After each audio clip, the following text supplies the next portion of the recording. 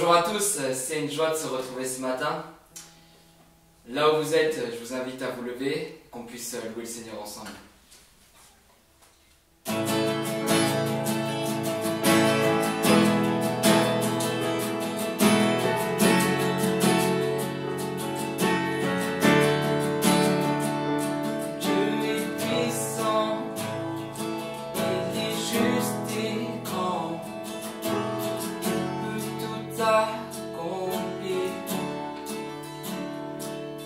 Que nos pensées, plus grand que nos désirs, il a fait de grandes choses. Élevé, il a vaincu la mort. Oui, il vit, mon Dieu est puissant. En son nom, j'ai la victoire. Le Seigneur, mon Dieu est puissant.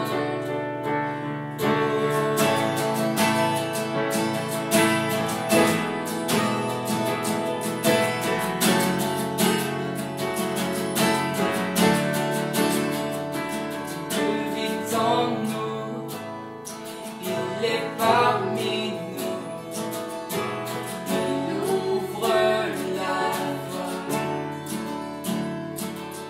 Que nos attentes, plus grand que nos espoirs, il a fait de grandes choses.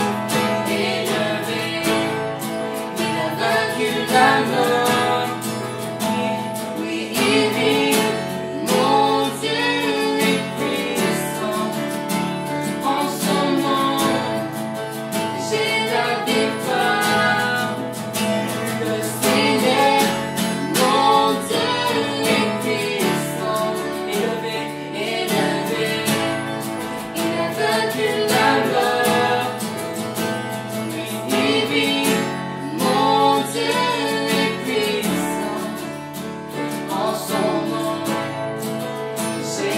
Victoire, le Seigneur, mon Dieu est puissant.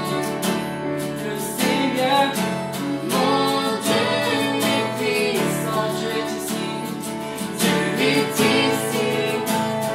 Sa grâce nous conduit, il ne s'éloigne jamais, il ne s'éloigne jamais. Dieu est pour nous. Ses bras sont ouverts, il nous tient dans sa main, il nous tient dans sa main. Élevé, il a vaincu la mort. Oui, il vit, mon Dieu est puissant. En son nom, j'ai la victoire. Le Seigneur, mon Dieu est puissant. Le Seigneur, mon Dieu est puissant.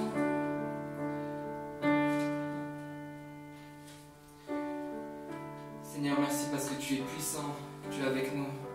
Maintenant, nous voulons pleinement rentrer dans cette louange, pleinement rentrer dans cette adoration, que tous ces chants puissent être uniquement pour toi.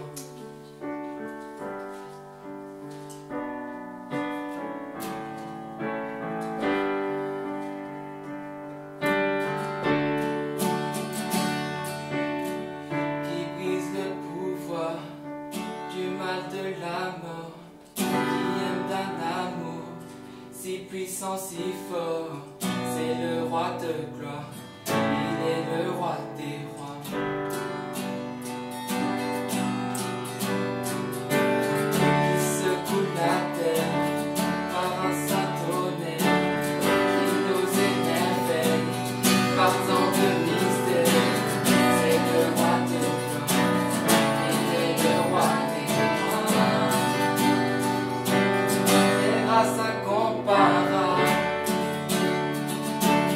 quel amour infini.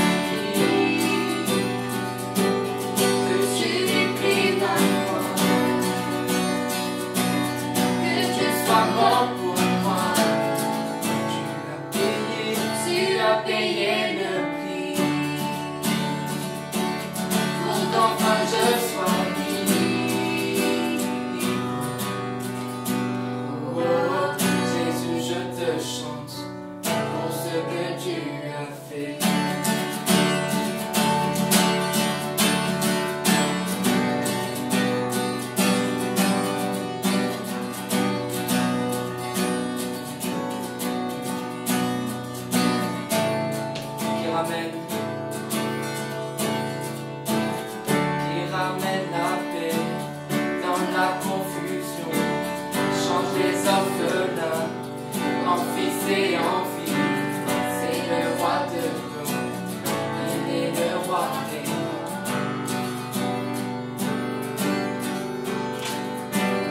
Qui règne sur les peuples dans la vérité, et comme le soleil de tout son éclat.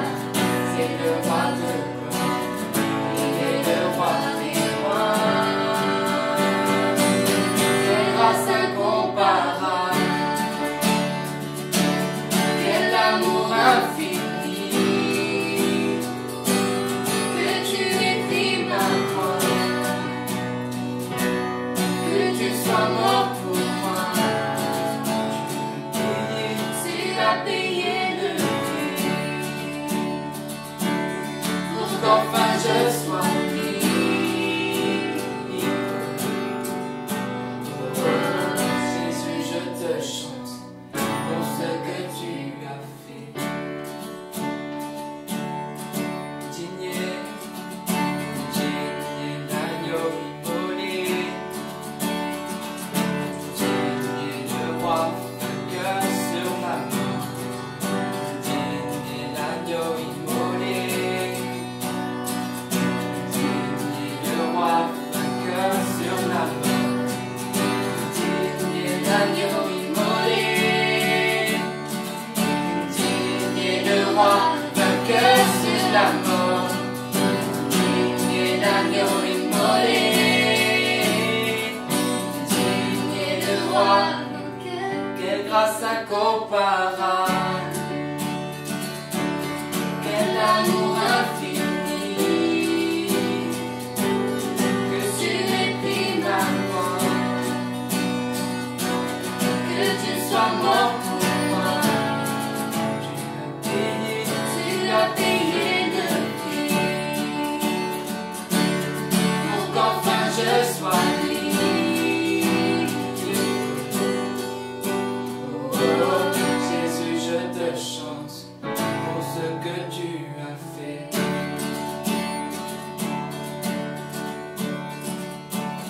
Jésus, je te chante pour ce que tu as fait.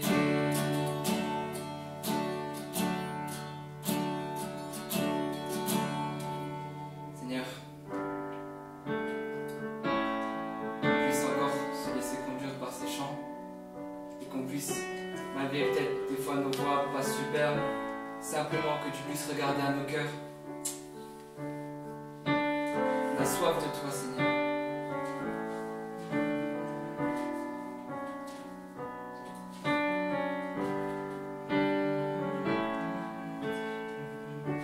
L'immensité,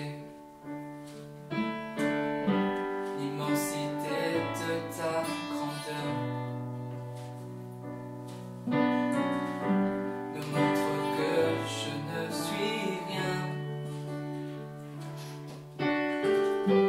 Et quand tu façonnais la terre, j'étais déjà près de ton cœur. Tu m'aimais avant que je sois.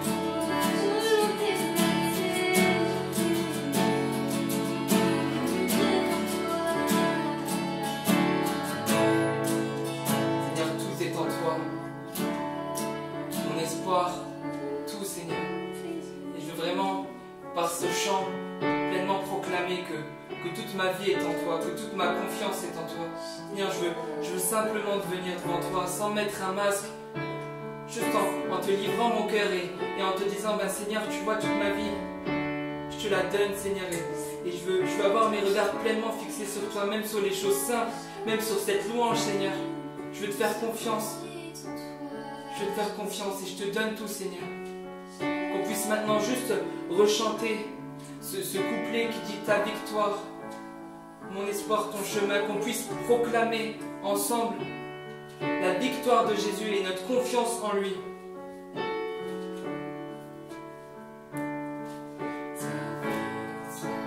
Mon espoir, ton chemin, mon destin, ton salut, mon refuge, tout est en toi. Ta victoire, mon espoir, ton chemin, mon destin, ton salut, mon refuge, tout est en toi.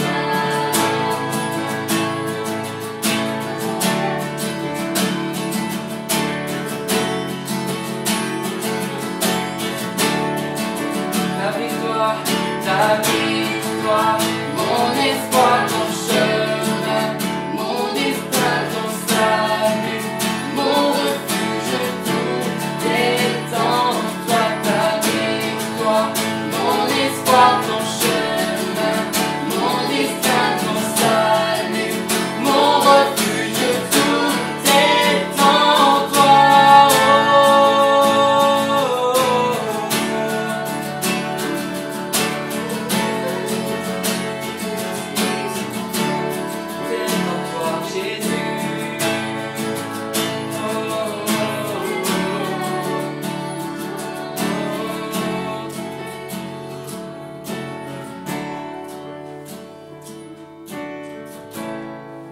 Maintenant qu'on puisse prendre ce dernier chant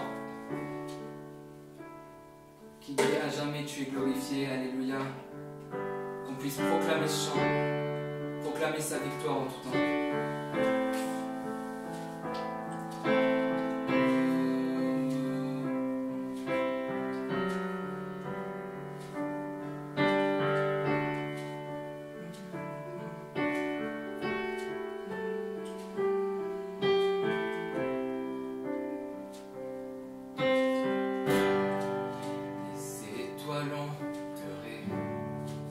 Le soleil s'est volé, car le sauveur du monde était tombé.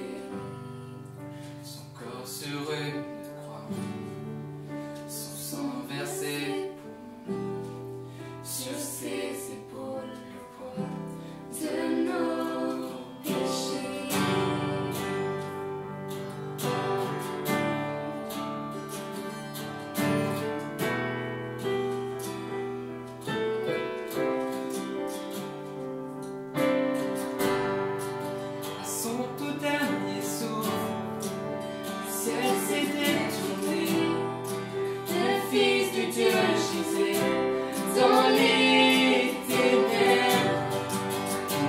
Dans le tombeau, et contre la mort, pour terrasser l'enfer à jamais.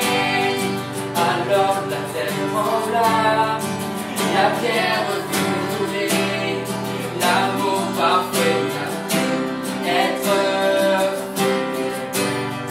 mort pour son pouvoir, le roi ressuscité a remporté la victoire pour à jamais, les glorifié, à jamais, est élevé, à jamais ressuscité, il est vivant,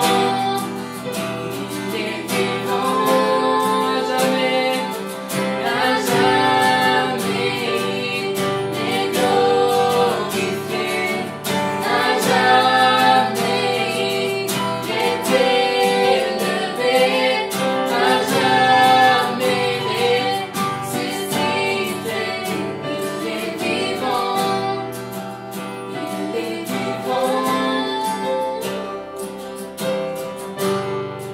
Alors la terre trembla, la terre fut brûlée, l'amour parfait être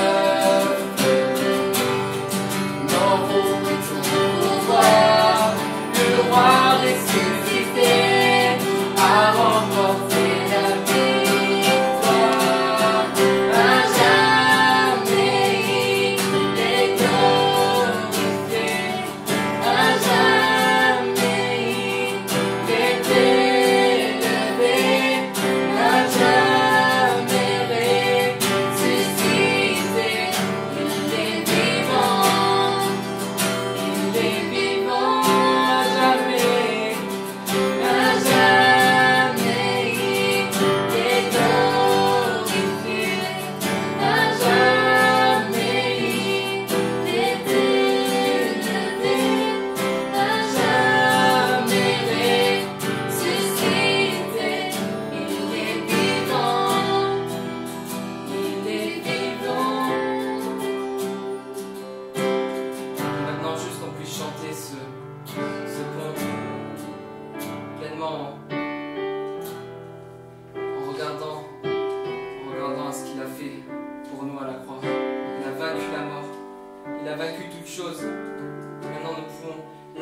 pleinement, tranquillement rentrer dans le lieu saint. Merci Seigneur. Nous chantons Alléluia. Nous chantons Alléluia. Nous chantons Alléluia. L'agneau a triomphé. Nous chantons Alléluia. Nous chantons Alléluia. Nous chantons Alléluia. L'agneau a triomphé. Nous chantons Alléluia. Nous chantons Alléluia. Nous chantons Alléluia. L'agneau a triomphé. Nous chantons Alléluia. Nous chantons Alléluia. Nous chantons Alléluia. L'agneau a triomphé. À jamais il est glorifié. À jamais il est élevé. À jamais ressuscité. Il est vivant. Il est vivant. À jamais il est glorifié. À jamais il est élevé. À jamais ressuscité. Il est vivant. Il est vivant. Qu'on puisse juste terminer ce temps juste en louant tous ensemble, juste en regardant à son cœur, qu'on puisse refaire ce pont, faire ces accords et voilà.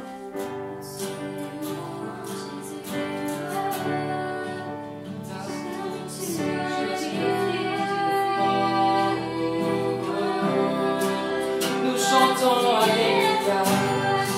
Nous chantons Alléluia.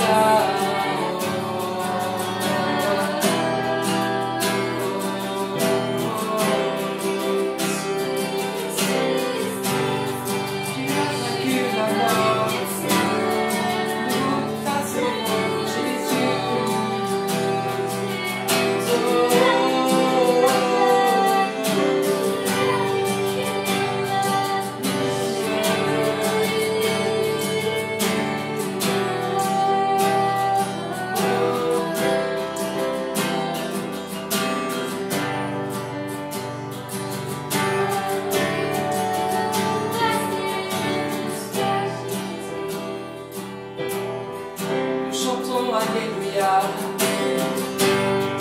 Nous chantons Alléluia. Nous chantons Alléluia. Nous chantons Alléluia. L'agneau a triomphé. Oui, nous chantons Alléluia. Nous chantons Alléluia. Nous chantons Alléluia. L'agneau a triomphé. À jamais il est glorifié. À jamais il est élevé. À jamais ressuscité. Il est vivant. Il est vivant.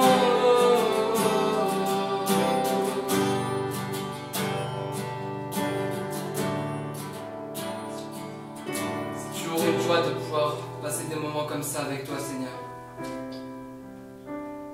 Que tous les jours on puisse prendre des temps comme ça, des temps où on te recherche simplement, parce que tu es l'essentiel de nos vies.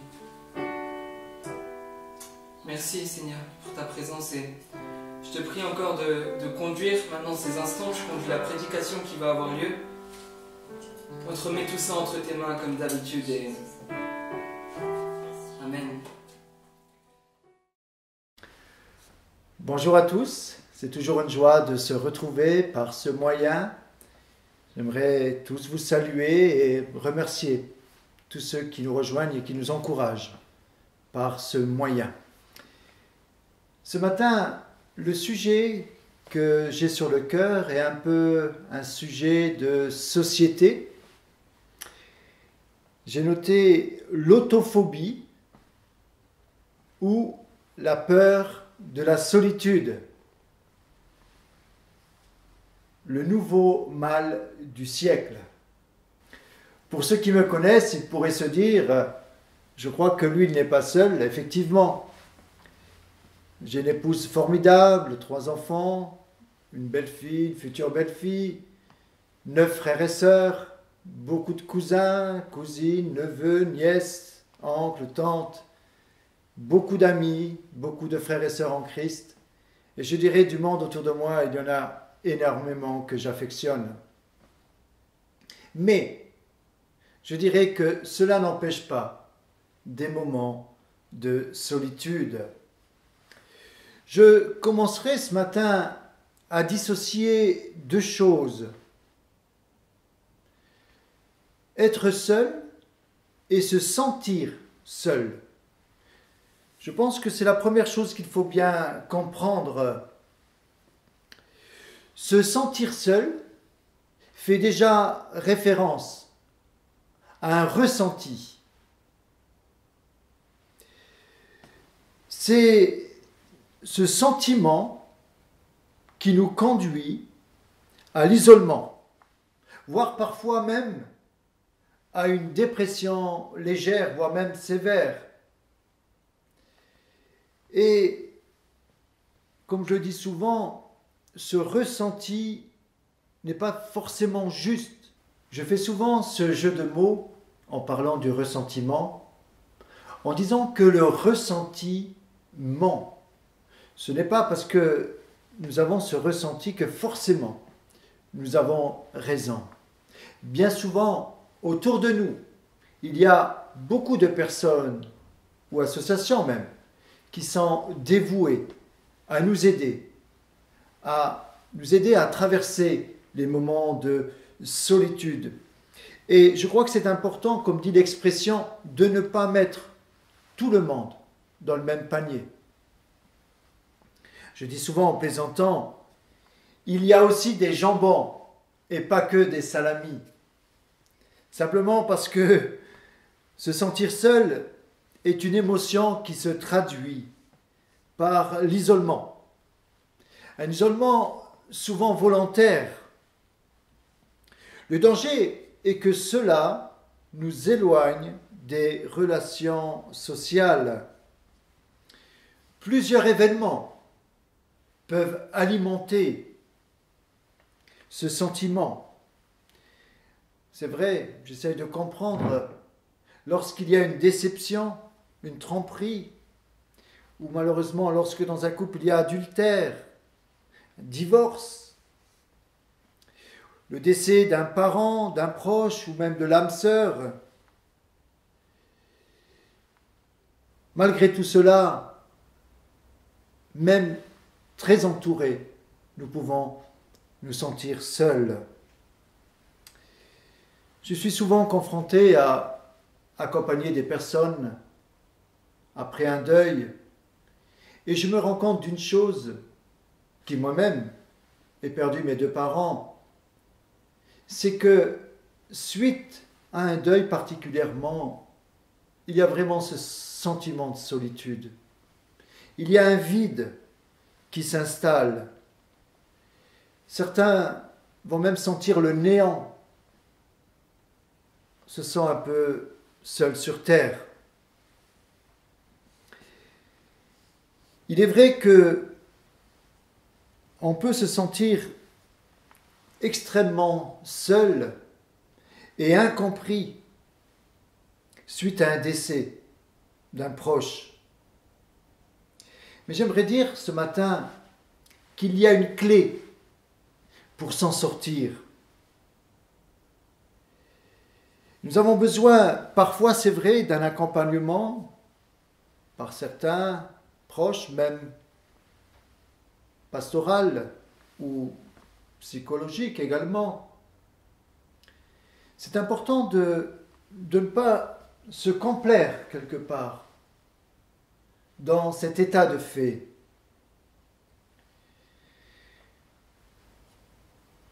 Une fois que nous sommes dans ces moments difficiles de solitude, nous avons besoin de comprendre que ce qui fait ce ressenti, c'est au niveau de notre âme. Comme je le dis souvent, pour bien comprendre ce problème et comment en sortir, c'est que nous sommes faits d'un être tripartite. Le corps, l'âme et l'esprit. Le corps, c'est l'enveloppe. L'âme, c'est là que tout va se jouer au niveau de ce ressenti. L'âme, c'est le siège de nos sentiments, de nos émotions, le centre de la volonté. On parle également de notre état d'âme. Et lorsque nous sentons seuls, c'est notre âme qui est affectée. Bien sûr, il y a notre esprit. Notre esprit, c'est la partie spirituelle qui nous aide à aller vers Dieu. Mais ce matin, je voudrais m'arrêter sur notre âme. Il y a également l'autre différence, être seul. Être seul, c'est différent de se sentir seul. Même si les deux ont des liens entre eux, bien sûr, ce n'est pas un sentiment, c'est une réalité physique. Ne pas avoir de famille, par exemple, d'époux ou d'épouse, être un étranger, vivre seul. Plusieurs raisons à cela. Perdre un proche, comme je le disais tout à l'heure, perdre malheureusement son époux, son épouse, un enfant, un proche. Cela amène à de réelles solitudes. Le divorce, la prison, la maladie, cela amène un grand vide intérieur difficile à combler humainement. Mais j'aimerais dire ce matin que spirituellement, il y a une possibilité de dominer notre état d'âme. Ce matin, je ne veux pas prendre la place d'un psychologue et essayer de vous donner quelques conseils dans ce domaine-là.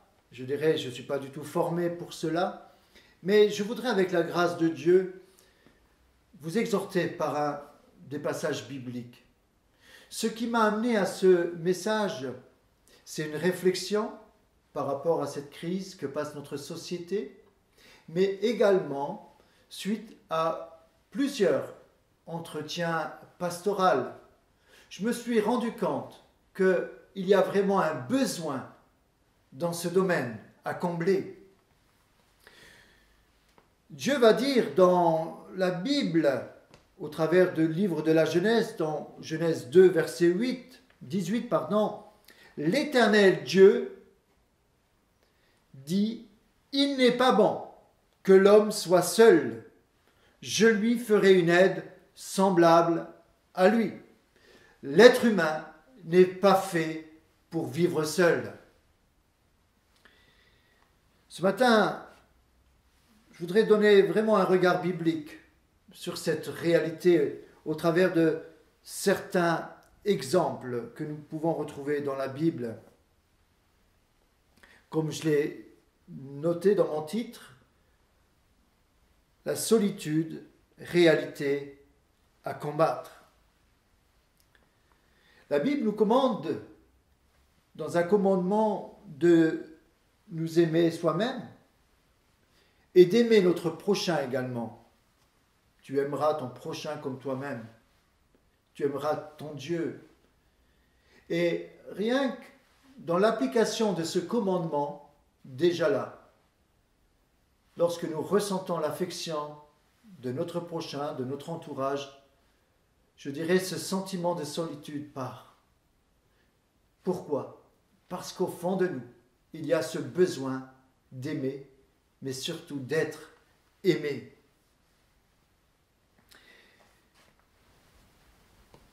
Voilà pour mon introduction. Maintenant, je voudrais vraiment aller dans un exemple biblique pour comprendre un petit peu que beaucoup de personnes, même dans la Bible, sont passées par des moments de solitude. Nous allons lire ensemble le psaume 42, longue lecture, 42 et 43. En fait, ce sont deux psaumes qui en font que un.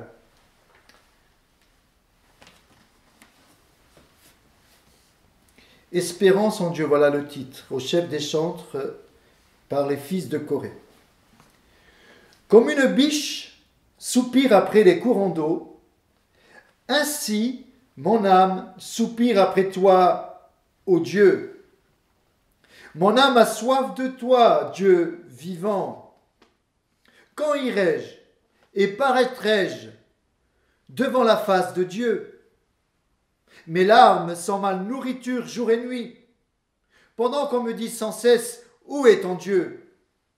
Je me rappelle avec effusion de cœur quand je marchais entouré de la foule et que je m'avançais à sa tête vers la maison de Dieu, au milieu des cris de joie et des actions de grâce, d'une multitude en fête.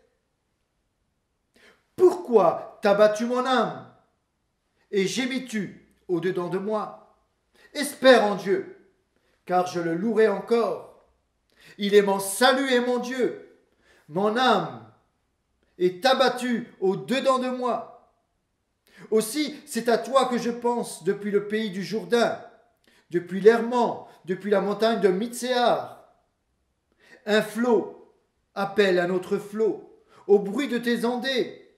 Toutes tes vagues et tous tes flots passent sur moi. Le jour, l'Éternel m'accordait sa grâce.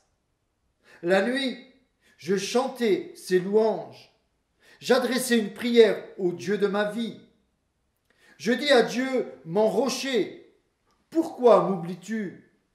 Pourquoi dois-je marcher dans la tristesse, sous l'oppression de l'ennemi? Mes os se brisent quand mes persécuteurs m'outragent, en me disant sans cesse « Où est ton Dieu ?» Pourquoi t'as battu mon âme et gémis-tu au-dedans de moi? Espère en Dieu, car je le louerai encore, il est mon salut et mon Dieu. Psaume 43. Rends-moi justice, ô Dieu. Défends ma cause contre une nation infidèle. Délivre-moi des hommes de fraude et d'iniquité. Toi, mon Dieu protecteur, pourquoi me repousses-tu? Pourquoi dois-je marcher dans la tristesse sous l'oppression de l'ennemi? Envoie ta lumière et ta fidélité, qu'elle me garde, qu'elle me conduise à ta montagne sainte et à tes demeures. J'irai vers l'autel de Dieu, ma joie et mon allégresse, et je te célébrerai sur la harpe. Ô Dieu, mon Dieu, pourquoi t'as battu mon âme et gémis-tu au-dedans de moi? Espère en Dieu, car je le louerai encore. Il est mon salut et mon Dieu. Amen. Amen. Mon âme est abattue au-dedans de moi, va dire sans doute David. Les commentateurs bibliques pensent que c'est David qui est à l'origine de ces deux psaumes qui en forment que un. J'aimerais pénétrer un peu ce passage avec vous ce matin, par la grâce de Dieu. Nous avons parlé dans les messages précédents de l'Ancien Testament et toutes ces leçons que nous avons pu en tirer.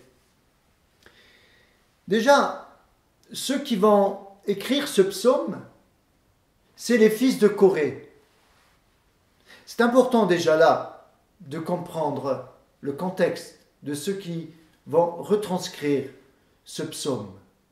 Eux-mêmes auraient pu être dans une grande souffrance, ne pas pouvoir se relever de ce qu'ils venaient de vivre. Eux-mêmes avaient vécu une tragédie, avaient vu une tragédie. Leur ancêtre, le fils de Corée, fils de Lévi, la tribu de Lévi. Lévi avait un fils qui s'appelait Corée. Et voilà que, à l'époque de Moïse, nous voyons que Corée, Dathan et Abiram vont se rebeller contre Moïse d'une façon grave. Corée faisait déjà partie des Lévitiques, donc il faisait partie du sacerdoce, mais il n'était pas prêtre. Et peut-être l'orgueil l'a amené à vouloir prendre une position qui n'était pas la sienne. Et il va avec 250 personnes se rebeller auprès de Moïse et d'Aaron. Moïse est désolé de ce qui est en train de se passer. Mais l'orgueil de Corée va amener le jugement de Dieu sur sa vie. Chose incroyable. La Bible nous dit que la terre s'est ouverte. Corée, Dathan et Abiram vont rentrer dans cette terre et la terre va se refermer sur eux. Ils vont aller dans le séjour des morts. Pour ceux qui ont regardé le film des 10 commandements, nous pouvons voir cet épisode. Ça, c'est Corée. Et là, c'est les fils de Corée qui vont écrire ce psaume. Ils n'ont pas suivi le chemin de leur ancêtre. Mais voilà qu'ils veulent choisir une autre voie. Ils auraient pu rester sur cette souffrance, de dire que Dieu ne nous aime pas, qu'elle sort à nos ancêtres. C'est terrible ce qui est arrivé. Ils auraient pu ne pas se relever. Mais non, ils ont choisi une autre voie, celle de suivre Dieu et de ne pas rester sur le passé, sur leur histoire. Petite parenthèse sur les fils de Corée. Je vais plus loin. Maintenant, en parlant de David, qui a sans doute écrit ce psaume, une chose importante ce matin qui me tient à cœur. Vous savez, nous sommes là pour aider tous ceux qui viennent à nous, pour les encourager. Mais nous ne sommes pas là aussi pour les flatter et pour dire que Dieu caresse dans le sens du poil.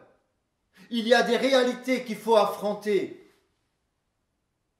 Certaines solitudes sont dues à des choix qui sont lourds de conséquences. Ça a été le cas de David qui va écrire ce psaume, qui va en tout cas le vivre, ce psaume, cette complainte, c'est sa prière. Dans les psaumes, on retrouve souvent un état d'âme. On exprime ce qu'il a au fond de nous. Et voilà que David se retrouve chassé de Jérusalem. Pourquoi? Sans doute je peux peut-être me tromper, mais d'après certains commentateurs, c'est peut-être suite à son fils Absalom qui veut le tuer même. Il doit s'échapper. Lui qui avait ramené l'arche en chantant à Jérusalem. Lui qui aimait aller à la maison de Dieu. Le voilà maintenant pourchassé. Et ses ennemis sont à sa suite. Et voilà que David va dire dans ce psaume, comme une biche soupire après des courants d'eau, mon âme a soif de toi, ô Dieu vivant. Il va dire que son âme soupire après des courants d'eau. Il demande à Dieu d'intervenir en sa faveur et de le ramener à Jérusalem afin qu'il puisse célébrer à nouveau, avec joie, entouré d'une multitude en fête.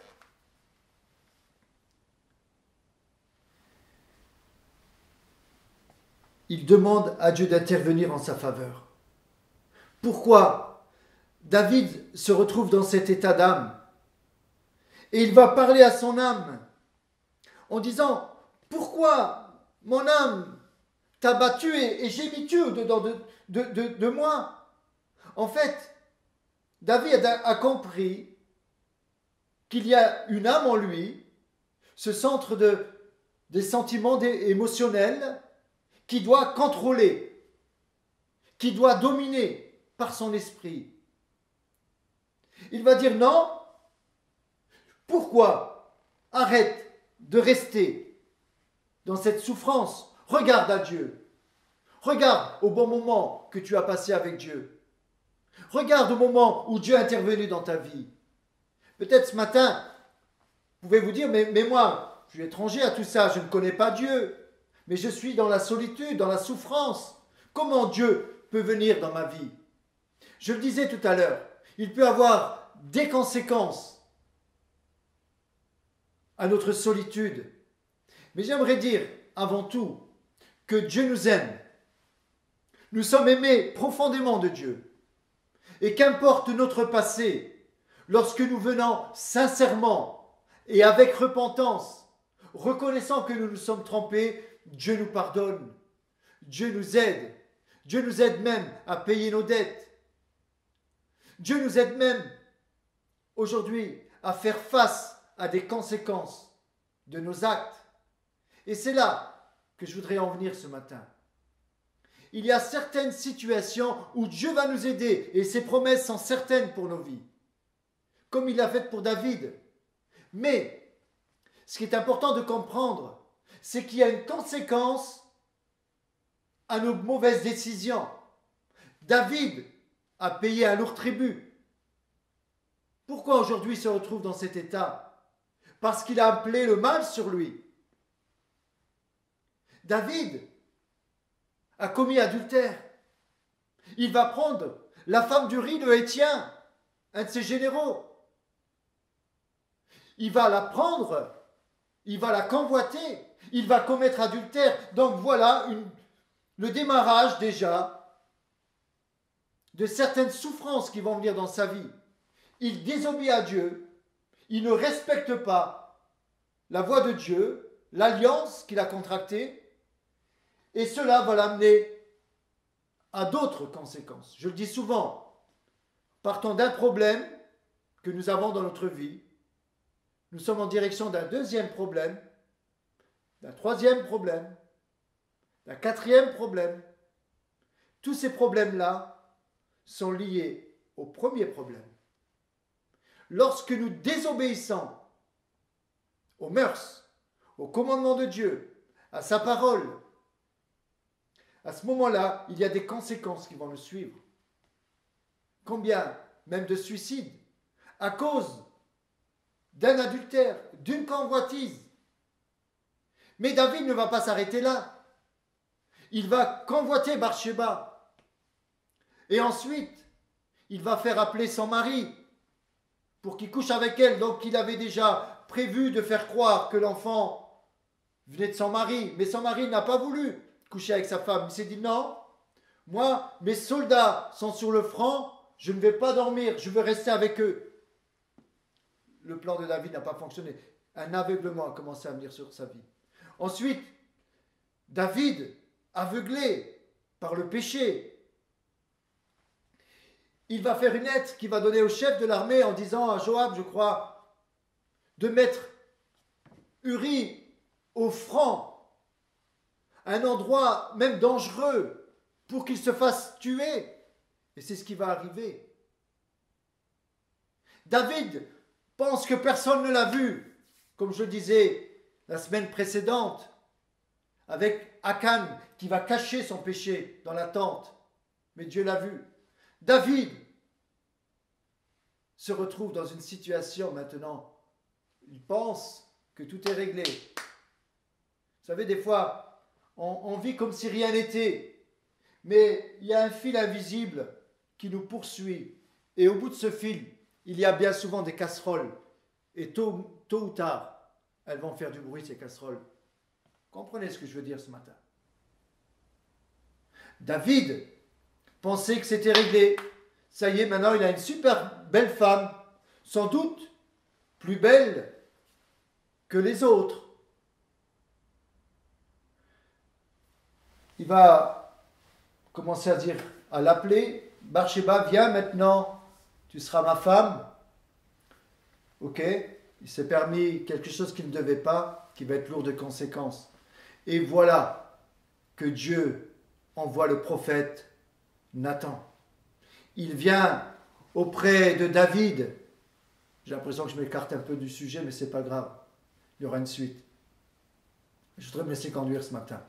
Il vient auprès de David et il lui dit, il lui donne une parabole pour qu'il puisse comprendre. Il dit, il y avait un homme riche qui est venu. Cet homme riche avait plein de brebis. Et il rentre dans un endroit et Et voilà qu'il y a un homme qui a une seule brebis. Et cet homme riche va lui prendre sa seule brebis à laquelle il était affectionné. Il fait une mise en scène. Et David se met en colère. Quel est cet homme?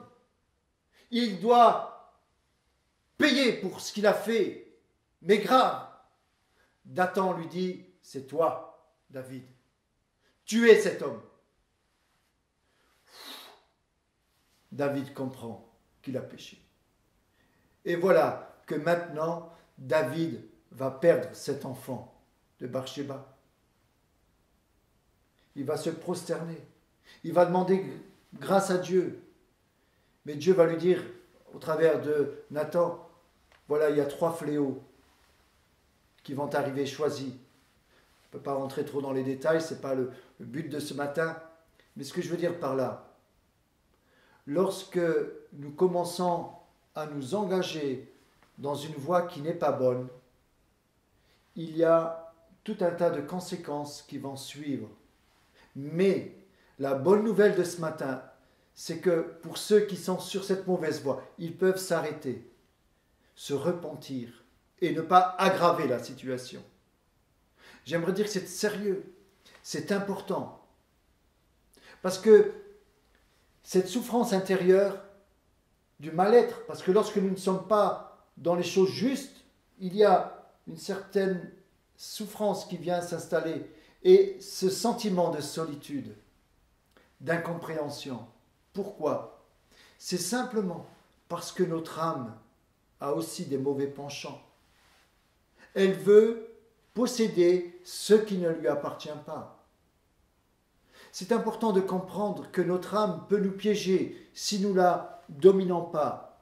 Pas seulement au niveau du péché, mais au niveau de ses besoins, au niveau de ce qu'elle est. Je parlais de l'état d'âme. Lorsque nous sommes en souffrance, nous avons l'impression d'être seuls sur terre. Nous avons l'impression d'être incompris. Et souvent cela est dû lorsque des personnes malheureusement vont subir un divorce, des enfants divorcés, des divorcés, des personnes qui ont perdu un proche ou des situations tragiques qui sont venues. Cela va les amener tout doucement, comme je le disais la dernière fois, dans une forteresse. Ils vont être murés, emprisonnés par leurs souffrances, par leurs souvenirs, pensant que tout autour d'eux, les gens ne sont pas si sympas que ça. Ces gens ne peuvent pas les comprendre, ne peuvent pas les aider. Tant que nous sommes dans cette prison, nous ne pourrons pas être aidés. C'est à nous de sortir de cette prison. Ce matin, dans cette première partie, en parlant de la solitude, j'ai voulu vous expliquer que il y a certaines solitudes qui sont liées à des choix de vie, à des choix, excusez-moi le terme, de péché.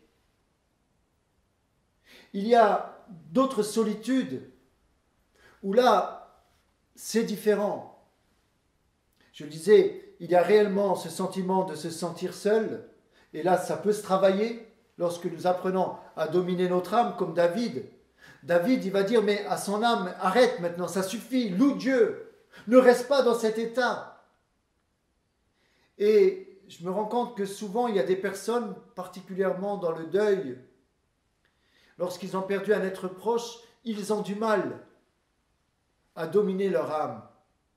Et lorsque je peux, je les accompagne à faire ce deuil réellement. Et je leur dis souvent, le point de départ pour votre guérison intérieure, c'est d'accepter l'inacceptable. Souvent, on a un réflexe, du moins je parle, mais beaucoup ont ce réflexe d'accuser Dieu sur les maux. Pourquoi tel est parti par la maladie?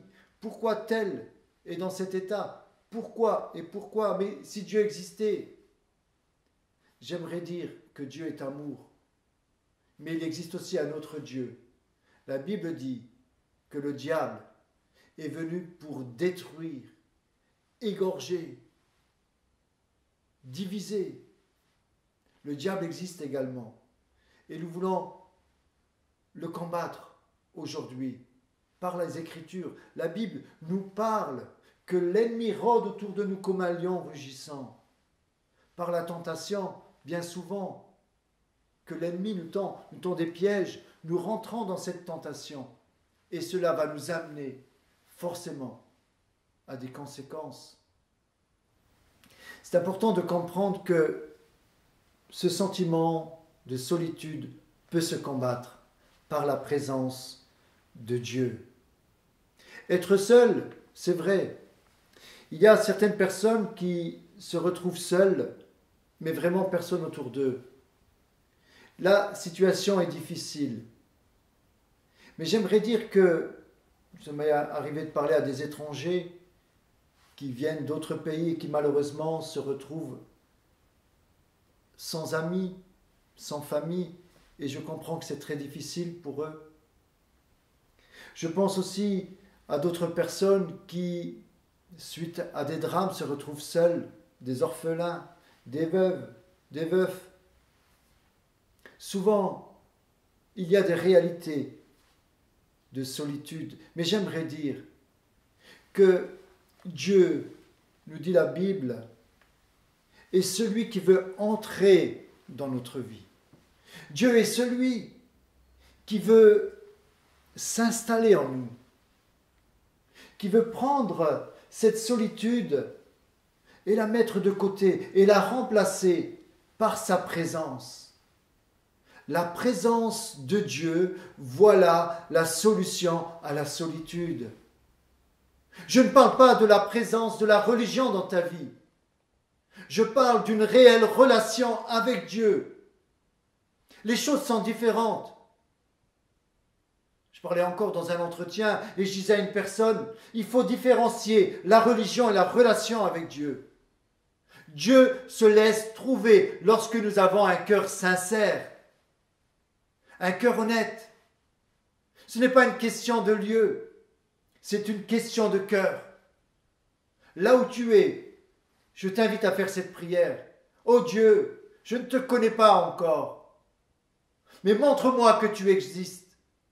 Montre-moi que tu peux t'intéresser dans ma vie. Montre-moi que tu peux m'aider à affronter cette solitude, à la combattre et à la vaincre.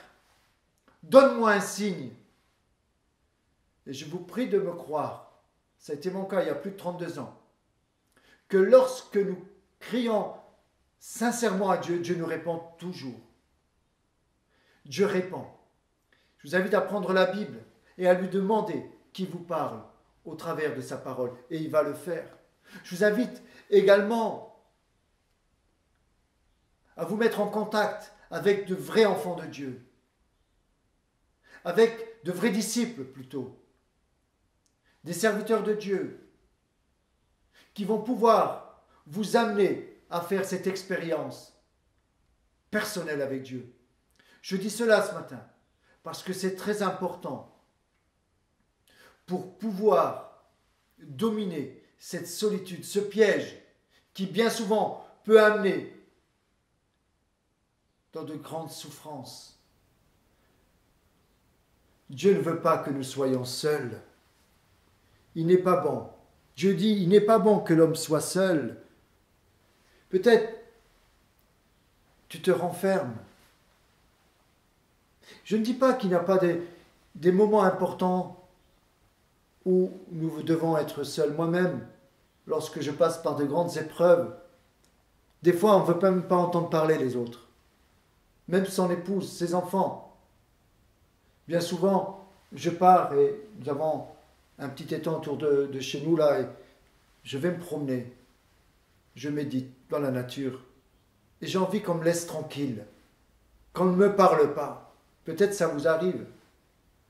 Et il y a des moments où c'est important, ce temps de solitude, pour méditer, pour réfléchir, pour comprendre, pour analyser les choses. Mais il ne faut pas que ce temps-là puisse perdurer. C'est important que cette solitude peut nous amener à nous tourner vers Dieu, à comprendre, à faire un peu l'état d'âme, à faire un petit peu un bilan sur notre vie. Et je crois que ces moments sont importants d'être seul pour faire le bilan. Mais ensuite, il faut sortir de cela. Sinon, nous allons sombrer dans toutes sortes de dépressions. Ce matin, je voudrais vraiment vous encourager de tout mon cœur à sortir de cette solitude et de vous laisser aider pour certains. Ce n'est pas tout à fait ce que je voulais dire ce matin, mais dimanche prochain, je parlerai plus en profondeur de ce passage de David, de ce qu'il a vécu. C'est important de comprendre tout ce qu'il peut avoir comme richesse dans la parole de Dieu.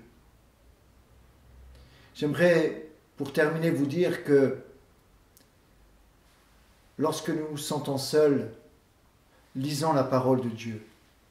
Lisez les psaumes, c'est des prières, vous allez vous y retrouver dans les psaumes. Lisez les proverbes, lisez la parole tout entière, le Nouveau Testament dans un premier temps, ensuite l'Ancien Testament.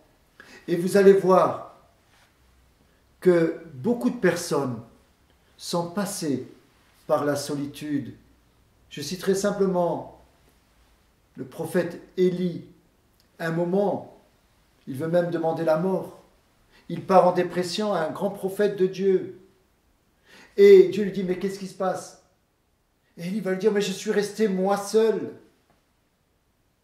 J'ai combattu les ennemis de l'évangile, de ta parole, les faux dieux, les Baals, les Astartés, ces faux prêtres.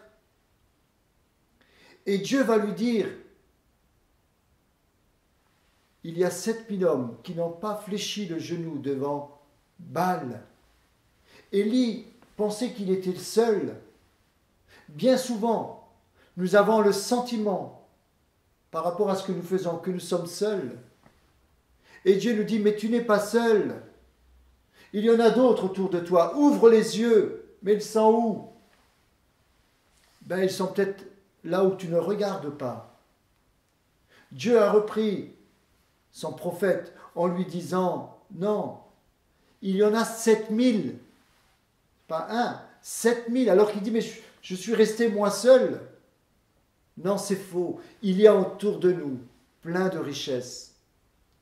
Et souvent, au travers de l'amitié, de l'amour, nous pouvons découvrir plein de personnes qui peuvent nous aider. Que Dieu vous bénisse. Amen. Père, je te prie ce matin pour tous ceux qui passent par la solitude, par la souffrance.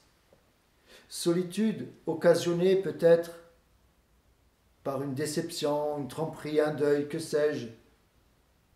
Je veux simplement te dire, Seigneur, que toi-même, tu t'invites à venir dans les vies. Tu veux, Seigneur, venir habiter dans nos cœurs et nous montrer que tu nous aimes et que tu as un plan pour nos vies. Alors je te prie particulièrement pour ceux qui nous écoutent ce matin, afin que la paix de Dieu soit sur eux et que tu puisses leur parler au travers de ta parole. Au nom de Jésus, manifeste-toi. Amen. Bon dimanche et que Dieu vous bénisse. À dimanche prochain.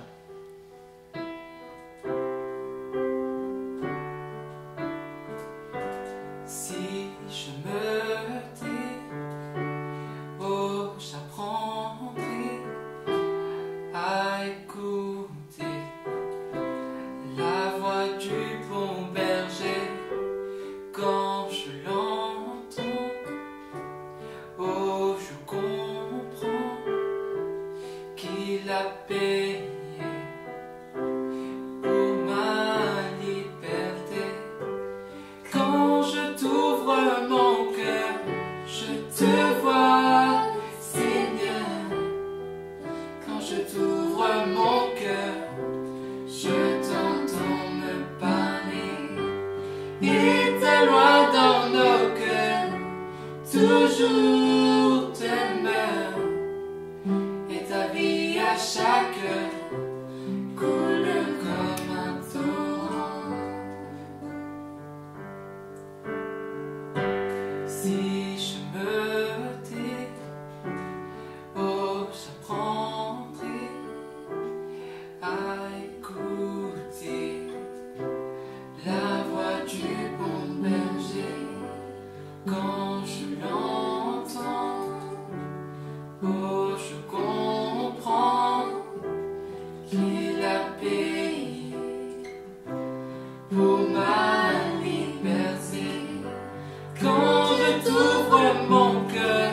je te vois, Seigneur.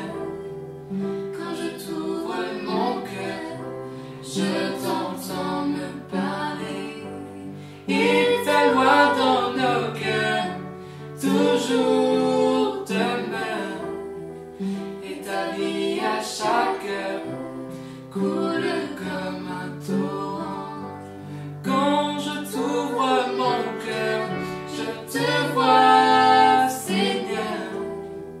Quand je t'ouvre mon cœur, je t'entends me parler. Et ta loi dans nos cœurs toujours demeure. Et ta vie à chaque heure coule comme un torrent. Seigneur, merci pour ces moments qu'on peut passer avec toi. Qu'on puisse être toujours conduit par toi cette semaine. Merci pour tout, Seigneur. Amen. Voilà. Je vais pas vous dire rentrez bien parce que vous êtes déjà chez vous. Et on se dit à la semaine prochaine. Au revoir.